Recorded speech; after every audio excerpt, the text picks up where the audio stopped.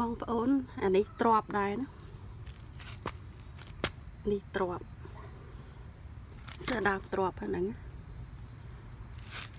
នេះក៏ដើមទ្របដែរនៅនេះមួយទៀតអាហ្នឹងបើសិនជារស់ប៉ុណ្នេះខ្ញុំប្រាប់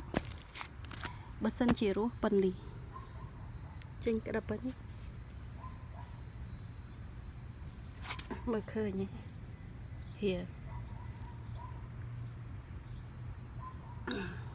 បើសិនជារស់ប៉ុណ្នេះណាតែបងប្អូនដឹងមកចេះខ្ញុំឃើញគាត់កាត់អាខាងនោះទៅវាដុះវិញហើយក៏ខ្ញុំសាកខ្ញុំអត់កាត់ទេខ្ញុំដកទាំងរឹសហ្មង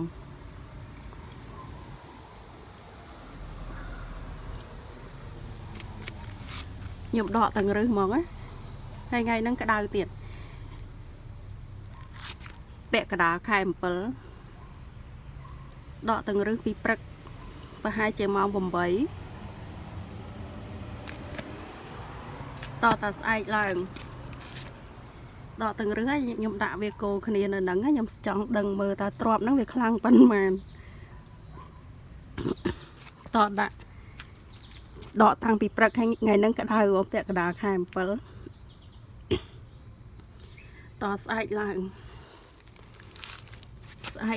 ម៉ោង8ព្រឹកបានខ្ញុំយកទៅត្រាំទឹកតកួនត្រាំតតា24ម៉ោងខានស្អែកមួយទៀតបានខ្ញុំយកមកដាំវិញវារៀងសពូនដែរប៉ុន្តែវាអត់តន់ងាប់អញ្ចឹងណាពេលដែលខ្ញុំដកតនេះ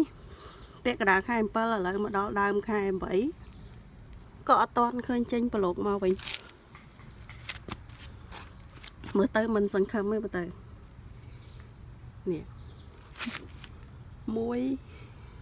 2 3 4 5 6ទាំងអស់មុនដំបូងខ្ញុំដាំមកជួរនេះជួរគេមួយគ្នាហ្នឹងណាប៉ានេះនេះដាំពីដើមខែ6អញ្ចឹងណា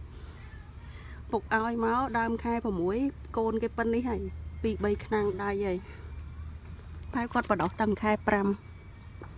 មកដល់ដើមខែ8ប៉ុណ្ណឹងណាទៅគឺ experience ដកហាលថ្ងៃមួយថ្ងៃហើយយកទៅត្រាំទឹកក្នុងផើងតកួនមួយថ្ងៃហ្នឹងហើយបានយកមកដាំវិញ2អាទិត្យអត់ទាន់ឃើញចេញមកប្រហែលជាអត់រស់ទេអានេះ garden experience ខ្ញុំគ្រាន់តែចង់ share